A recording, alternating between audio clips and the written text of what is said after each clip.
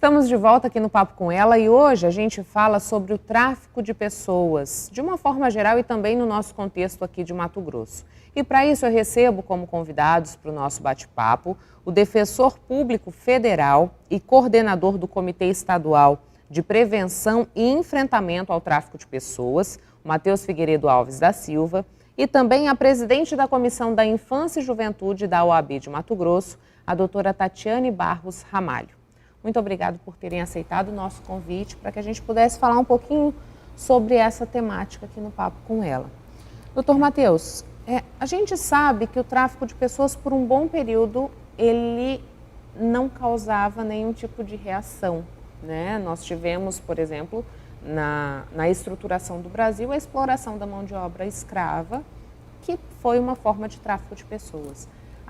A partir de que momento essa prática começa a causar incômodo e desperta aí a criação de legislações para versarem sobre essa temática?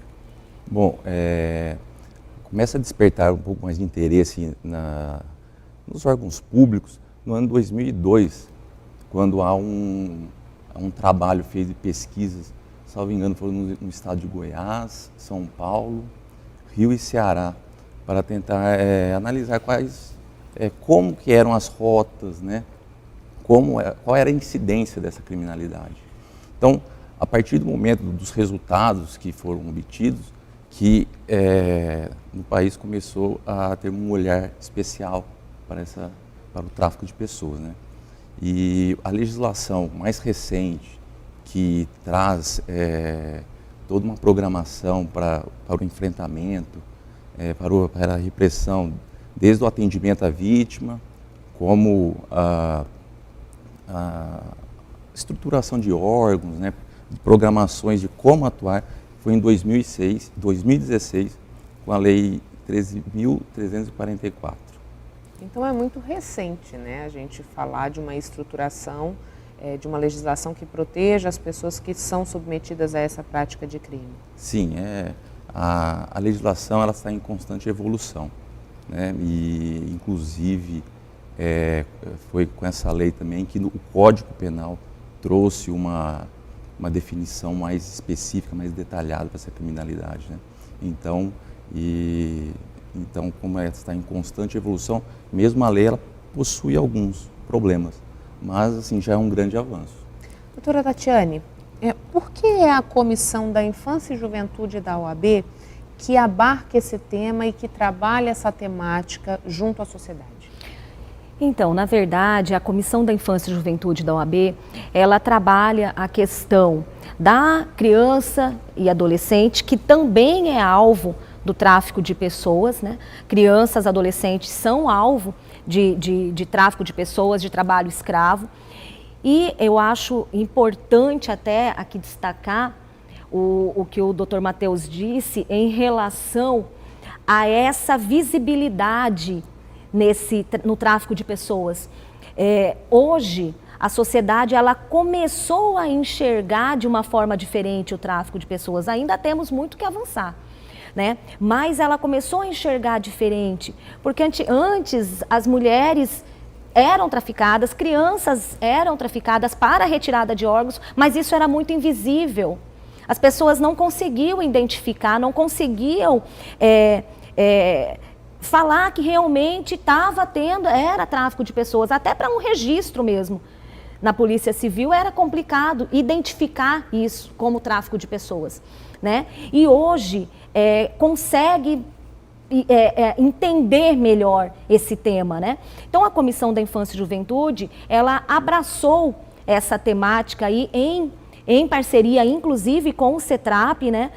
Temos duas advogadas da Comissão da Infância e Juventude que fazem parte do CETRAP, exatamente para a gente conseguir levar para a sociedade esse tema, que realmente é um tema polêmico, mas que precisa ser esclarecido, né? A sociedade precisa entender, porque existe ainda muita polêmica nesse quesito. Será que a mulher foi porque ela quer estar ali, né? Será que ela quer estar ali? Ela procurou, ela sabia que seria que seria para esse fim de exploração sexual. Então tem muita coisa por trás. E a Comissão da Infância e Juventude, ela tentou exatamente fazer essa parceria com o CETRAP para trazer essa realidade, né, para a sociedade. Doutor Matheus, quando a doutora Tatiane fala que existe ainda uma confusão e um questionamento se a pessoa é vítima ou deixa de ser vítima, como isso dificulta o trabalho a ser feito, por exemplo, pela polícia? Né? Como dificulta a criação de uma rede de atendimento especializada para essa pessoa? Né? Uma das maiores dificuldades nessa temática são as denúncias. Né? Pelo fato de ser entendido como um crime invisível, né? Que ele está, às vezes nós estamos diante dele, mas por uma suposta anuência da vítima, a população, a sociedade não enxerga como um crime que está ocorrendo. E mesmo a própria vítima, né?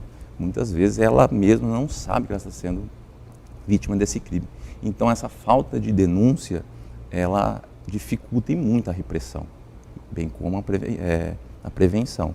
E por isso que constantemente fazemos seminários, divulgações, panfletagens, visando a despertar assim, na sociedade uma solidariedade com a vítima, mostrar que esse crime existe. Porque somente assim é que as autoridades responsáveis por reprimir, por prevenir, poderão atuar.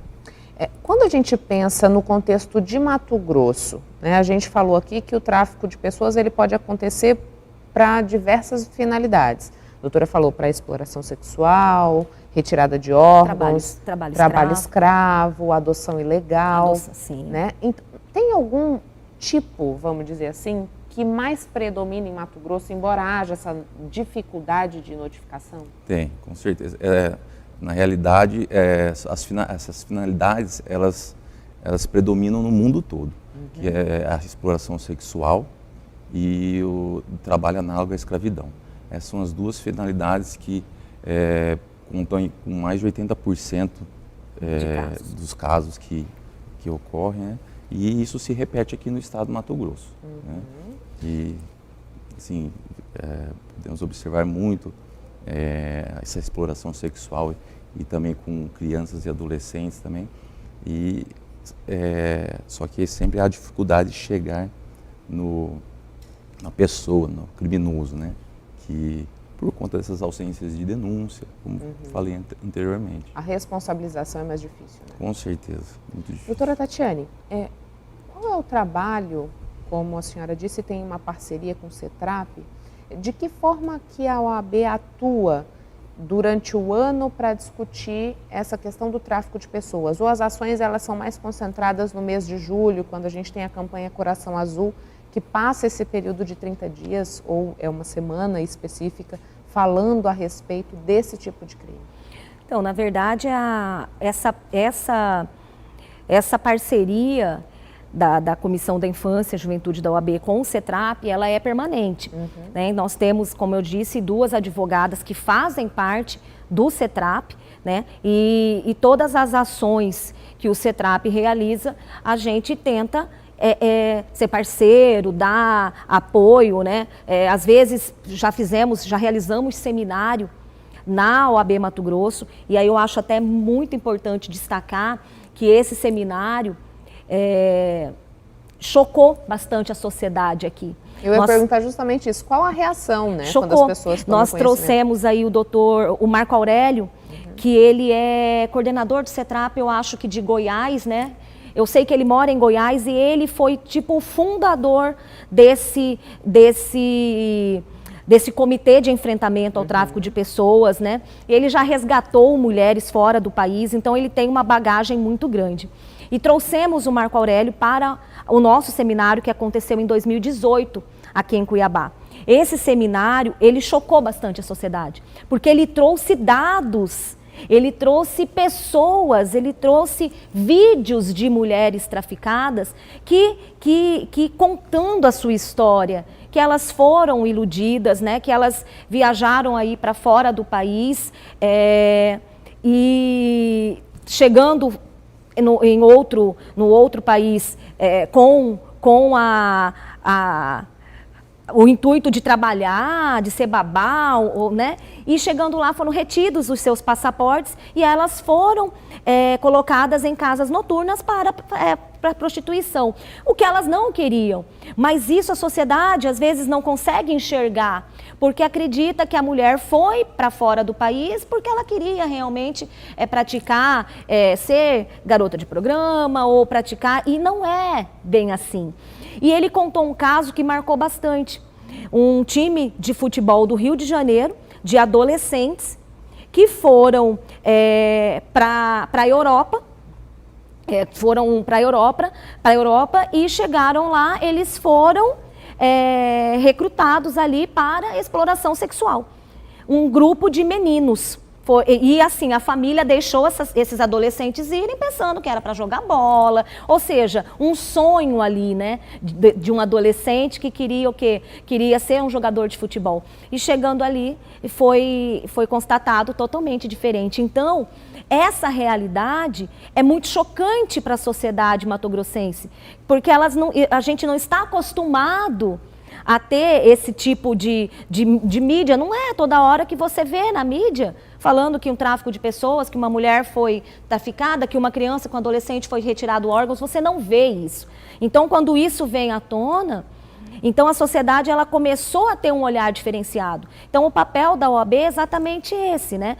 Desenvolver aí seminários, fazer essas parcerias para atividades em loco mesmo, de panfletagem, enfim, para dar essa visibilidade, para demonstrar essa prevenção, né? Porque como o doutor Matheus disse, tem que ter a prevenção.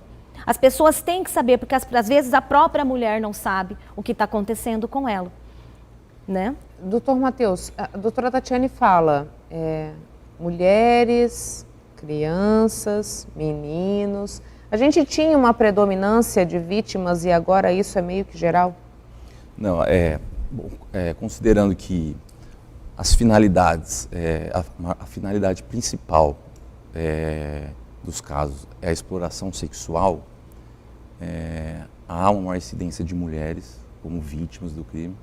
E ainda tem algumas características, são mulheres de 18 a 21 anos, aí depois vem as de 21 a 30, né? Baixo grau de instrução, solteiras, por conta de uma maior facilidade em poder se locomover. Então, infelizmente, ainda há essa predominância da finalidade de exploração sexual e ainda de vítimas mulheres, né? Mas, já quando passamos para o trabalho escravo, a maioria são homens as vítimas, né? Mas, infelizmente, há ainda uma predominância em relação às mulheres na prática do crime. A gente vai a um breve intervalo comercial e volta daqui a pouquinho falando mais sobre o tráfico de pessoas aqui em Mato Grosso.